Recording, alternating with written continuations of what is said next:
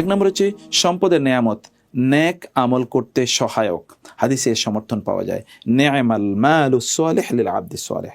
কোন একজন ভালো লোকের কাছে যদি সম্পদ থাকে, ভালো সম্পদ থাকে, তাহলে এটা খুবই ভালো, এবার খুবই উত্তম। অতএব সম্পদ থাকা কখনো, সম্পদ উপার্জন করা কখনো খারাপ জিনিস না, কিন্তু সম্পদের ব্যবহারটা কি আসলে, সেটি হচ্ছে গুরুত্বপূর্ণ। কারণ অধিকাংশ লোক সম্পদ ব্যবহার করতে জানে না, উপার্জন করতে পারে প্রায় ঠিকই, কিন্তু ব্যবহার করতে জানে না। অতএব সম্পদ, ভালো মানুষের সম্পদ থাকা এটা ভালো।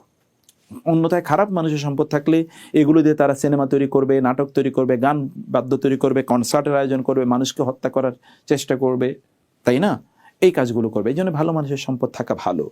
2 নম্বর, কল্যাণকর পথে সম্পদ ব্যয় করে অনেক প্রতিদান উপার্জন করা যায়, তাই না? সুবহানাল্লাহ। আপনার টাকা থাকলে কিছু দিনের জন্য ব্যয় করেন না প্লিজ, এর মাধ্যমে আপনার দুনিয়াও অর্জন হবে, আখিরাত অর্জন হবে ইনশাআল্লাহ।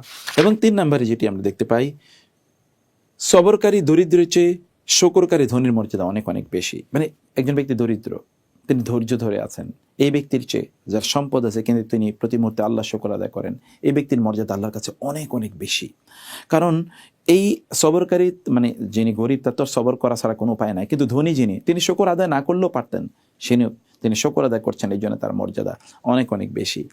4 নম্বর, আল্লাহর নৈকট্য লাভে সাহাবীদের আকাঙ্ক্ষা কি দেখুন, সুবহানাল্লাহ। তারা এসে কি জানতে চাচ্ছেন রাসূলুল্লাহ সাল্লাল্লাহু আলাইহি ওয়াসাল্লামের কাছে। 5ম, দরিদ্র সাহাবীদের কৃতিত্ব হলো তারা তাদের ধনী ভাইদের সাথে প্রতিযোগিতা করতেন, সওয়াবের প্রতিযোগিতা। আমরা তো এখন বিল্ডিং এর প্রতিযোগিতা করি, আমাদের কার বিল্ডিং কত বড় সেই প্রতিযোগিতা, আমাদের কার ফলোয়ার কত বেশি, কার নাম দাম কত বেশি, কাকে লোকেরা বেশি টাকা দেয়, বেশি মর্যাদা করে, বেশি সম্মান করে, কাকে বেশি সেলুট করে, অথবা কার ক্ষমতা কত বেশি। সাহাবীদের প্রতিযোগিতা ছিল ভিন্ন একটা ইস্যুতে। ধনী সাহাবীদের শ্রেষ্ঠত্ব হলো তারা দরিদ্রদের সাথে শারীরিক ফরজ নফল ইবাদতে শরীক হতেন, আবার অতিরিক্ত সম্পদ থেকেও সাদাকা করতেন। আমরা যে জেনারেশনের কথা বলি, সেখানে ধনীরা যখন শুনেছেন গরিবরা এই আমল করছে, তখন তারা এই আমলও করা শুরু করে দিয়েছেন। ধনীরা মনে করেন না ঠিক আছে আমরা এই আমল করি, ওরা এই আমল করুক, তা না। কিন্তু আমাদের ধনীরা মনে করে যে আমাদের চাকরি বাকরি, আমাদের ব্যবসা বাণিজ্য এবং চাকরি বাকরি ইত্যাদি নিয়ে আমরা ব্যস্ত থাকবো, আমরা টাকা পয়সা নিয়ে ব্যস্ত থাকবো, আমরা মসজিদ নির্মাণ করব, মাদ্রাসা নির্মাণ করব, ওরা আমাদের জন্য দোয়া করবে, আমাদের কোনো ইবাদত করার দরকার নাই, তাই না? তাই না? অধিকাংশ মানে লোকেদেরই চরিত্র কিন্তু এরকম, তারা কোনো ইবাদতে নাই, মসজিদে খুঁজে পাবেন না, মাদ্রাসা খুঁজে পাবেন না, তারা বড় বড় ইবাদতে আছে, মানে হজে যাবে, ওমরায় যাবে, এগুলো ছাড়া কিন্তু ওই নামাজে নাই, দিনই কোনো এমনি কোনো দিনই আয়োজনে আচরণে তারা নাই, দিন প্রচারে ইত্যাদি তারা নাই। এটি একটি ভয়াবহ দিক। অথচ সাহাবায়ে কেরামরা কেমন ছিলেন দেখুন। তারপরে আমরা দেখি 7ম, কল্যাণ এবং নেক কাজে প্রতিযোগিতা প্রশংসনীয়। ভালো কাজে প্রতিযোগিতা করা এটা খুবই কল্যাণকর, আপনার বাসায়ও করুন, বাচ্চাদের মাঝে করুন। কল্যাণের কাজের নিয়ত এবং আগ্রহ নেক কাজ করার সমপর্যায়ে পৌঁছতে পারে না। মানে আপনি কল্যাণ কাজের নিয়ত এবং আগ্রহ করলেই কেবল চলবে না, আপনাকে সেই কাজগুলো করতে হবে, তাইলেই কেবলমাত্র আপনি সেই মর্যাদায় আপনি পৌঁছতে পারবেন। 9ম, অতিরিক্ত সম্পদ থেকে সাদাকা করা আল্লাহর কাছে খুব পছন্দনীয় একটি কাজ। এটি হলো প্রয়োজন পূরণের পর যা অবশিষ্ট থাকে তা। এই সম্পর্কে দলিল হচ্ছে আল্লাহ তাআলার বাণী, যেটি আল্লাহ তাআলা বলেছেন, ওয়াসআলুনাকা মাযা ইউনফিকুন কুল আফু ওয়া কাযালিকা ইউবাইয়িনুল্লাহু লাকুম আল আয়াতি লাআল্লাকুম তাতাফাক্কারুন। আর তোমার কাছে জিজ্ঞেস করে তারা কি ব্যয় করবে, বলে দাও নিজেদের প্রয়োজনীয় ব্যয়ের পর যা বেঁচে থাকে তাই খরচ করবে। এভাবেই আল্লাহ তোমাদের জন্য নির্দেশ সুস্পষ্ট রূপে বর্ণনা করেন, যে তোমরা চিন্তা করতে পারো।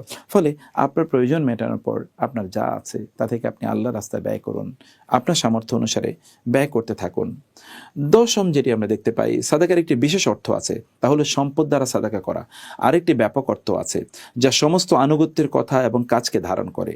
আনুগত্যকে সাদাকা নামকরণ করা হয়েছে কারণ এটি বান্দার ঈমানের সত্যতার প্রমাণ, যেন নিজের পক্ষ থেকে নিজেকে সাদাকা করছে, আর যার উপকারিতা বর্ধনশীল তা অন্যদের জন্যও সাদাকা হবে। যেমন সাদাকার উদ্দেশ্য হলো নিঃসম্বলকে সহায়তা করা, তাকে উপকৃত করা। মানুষ যদি নেকামল করে আল্লাহর আনুগত্যের কাজগুলো করে, তাহলে সে এর প্রতিদান পাবে।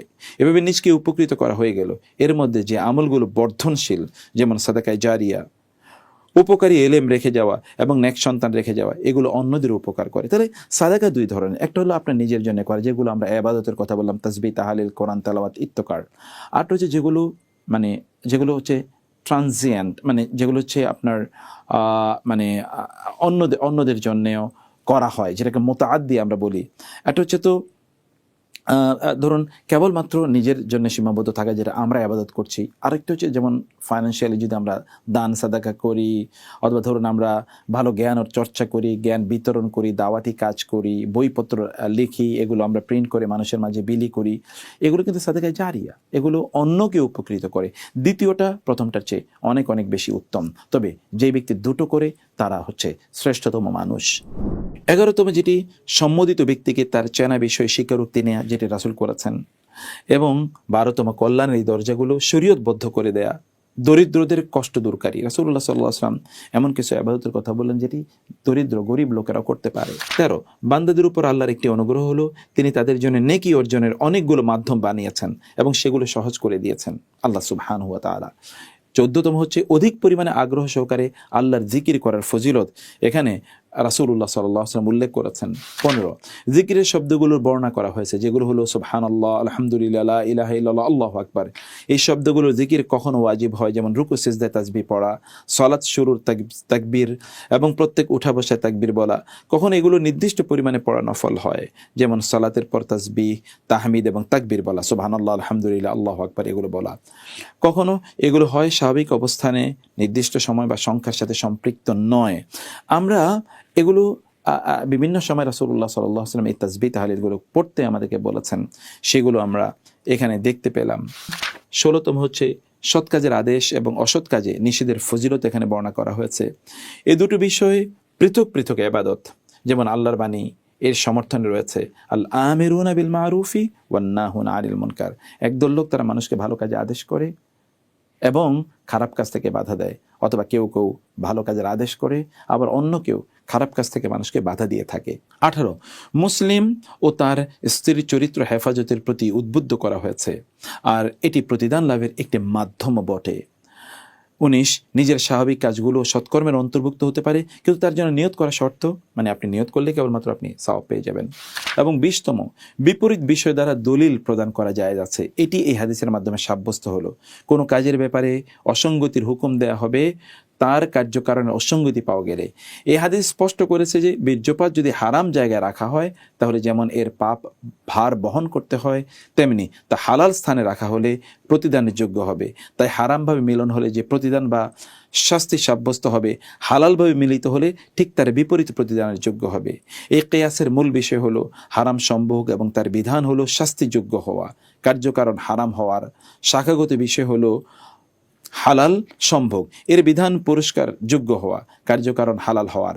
সুতরাং দুটি বিষয়ে কার্যকারণ বিপরীতমুখী হওয়ায় এর হুকুম বিপরীতমুখী হবে। অর্থাৎ আপনি কিয়াস করতে পারবেন, কিয়াস করা আপনার জন্য জায়েজ আছে, যেমন রাসূলুল্লাহ সাল্লাল্লাহু আলাইহি ওয়াসাল্লাম কিয়াস করে বলেছেন। আবার বিপরীতমুখী কোনো জিনিস উল্লেখ করে আপনি দলিলও উপস্থাপন করতে পারবেন। যেমন কেউ যদি আপনাকে বলে মিথ্যা বললে বা খারাপ কাজ করলে কি কোনো শাস্তি হবে কিনা, তিনি বলেন হ্যাঁ, ভালো কাজ করলে যদি পুরস্কার থাকে তাহলে খারাপ কাজ করলে তো শাস্তি হবেই। ঠিক এইভাবে বিপরীত ধর্মী জিনিস বলেও কিন্তু আপনি কখনো কখনো জিনিস বোঝাতে পারেন। রাসূলুল্লাহ সাল্লাল্লাহু আলাইহি ওয়াসাল্লামের টিচিং ম্যাথোডোলজি ছিল এটা, যেটি আমরা এখান থেকে বুঝতে পেরেছি। এবং এখানে আমরা দেখতে পাই রাসূলুল্লাহ সাল্লাল্লাহু আলাইহি ওয়াসাল্লামের শিক্ষাদান এর সৌন্দর্য একটা, যেটি আমরা সর্বশেষ বললাম, এটা টিচিং ম্যাথোডোলজি, তার খুবই চমৎকারভাবে আমরা বুঝতে পেরেছি। জাযাকুমুল্লাহ খায়ের। আমরা আজকের ক্লাস এখানে শেষ করলাম। ইনশাআল্লাহ আগামী ক্লাসে আমরা পরবর্তী হাদিসটি নিয়ে আলোচনা করব। আল্লাহ সবাইকে ততক্ষণ পর্যন্ত অনেক ভালো রাখুন। হাদা ওয়াসাল্লাল্লাহু সুবহানাহু ওয়া তাআলা নবিয়িনা মুহাম্মদ ওয়া আলিহি ওয়া সাহবিহি আজমাইন। সুবহানাকাল্লাহুম্মা ওয়া বিহামদিকা আশহাদু আল্লা ইলাহা ইল্লা আনতা আস্তাগফিরুকা ওয়া আতুবু ইলাইক। ওয়াসসালামু আলাইকুম ওয়া রাহমাতুল্লাহি ওয়া বারাকাতুহু।